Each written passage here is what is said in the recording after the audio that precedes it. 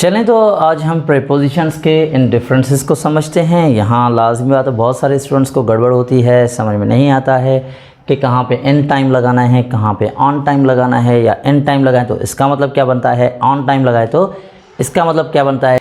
चले तो पहले ये कन्फ्यूजन ख़त्म करते हैं कि भाई इन टाइम यूज़ करना चाहिए या ऑन टाइम इस्तेमाल करना चाहिए। अगर हम इन टाइम लगाते हैं तो क्या मतलब बनता है, और अगर हम ऑन टाइम लगाते हैं तो मतलब क्या बनता है। तो देखिए, जब इन टाइम लगाते हैं ना, इसका मतलब होता है आपको जो टाइम दिया हुआ है आपने उससे पहले वो काम कर लिया है।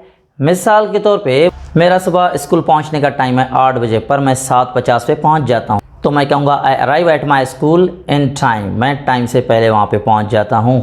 लेकिन अगर कोई एग्जैक्ट 8 बजे आता है तो 8 बजे तो टाइम है, वो देर नहीं है उसको, लेकिन वो कहेगा आई अराइव स्कूल ऑन टाइम। ठीक है, तो ये हुआ फ़र्क, इन टाइम गिवन टाइम से पहले, ऑन टाइम टाइम पर।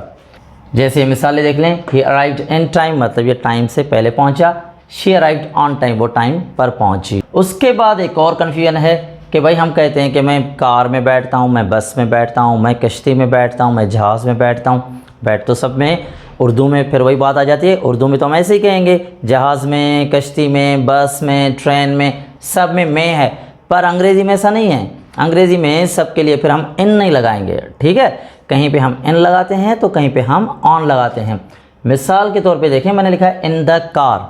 इन द कार का मतलब होता है कार में, इन द कार मतलब कार में। और यहाँ ऑन द बस पर उर्दू में तो इसका मतलब यही है, बस में। फिर ऑन द बस क्यों, इन द कार क्यों। तो देखिए सिंपल सी बात है कि इन द कार इसलिए कहेंगे कि अगर आप ऐसे ही किसी ट्रांसपोर्ट में बैठे हैं जहाँ सिर्फ आप बैठ सकते हैं, उठ नहीं सकते, खड़े नहीं हो सकते, चल नहीं सकते, तो वहाँ के लिए आप इस्तेमाल करेंगे इन।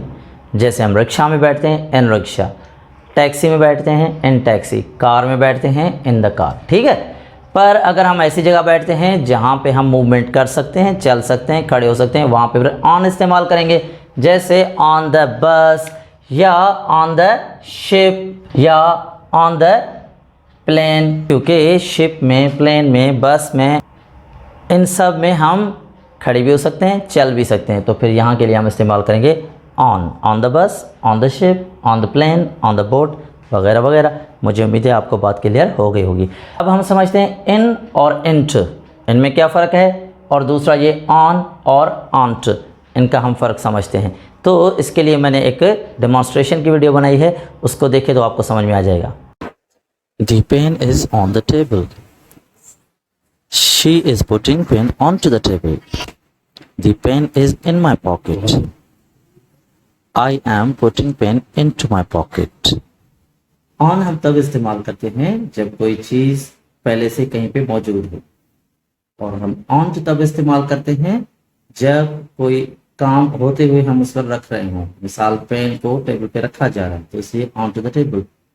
इन भी हम इसीलिए इस्तेमाल करते हैं जब कोई चीज़ कहीं अंदर मौजूद हो, जैसे पेन जेब में है और अगर आप रख रहे हैं, यानी ड्यूरिंग एक्शन वो अंदर जा रही है, तो फिर हम इसके लिए इनटू इस्तेमाल करते हैं।